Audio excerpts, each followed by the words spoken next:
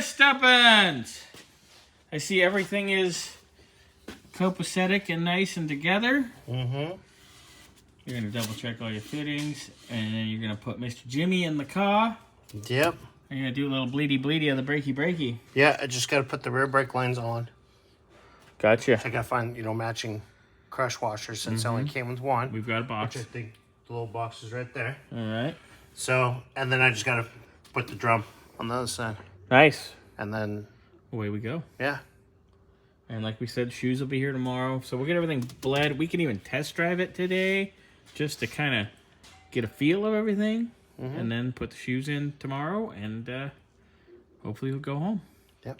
So I think this and Joey's car will be leaving very soon. Yay. So get lots of video. It's time for new cars. We got plenty of them. I mean, don't get me wrong. Love this car. Oh, love Joey's dude, car.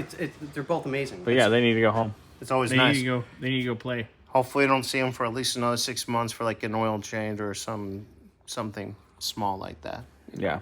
Something small. Yeah, like you. Oh, baby.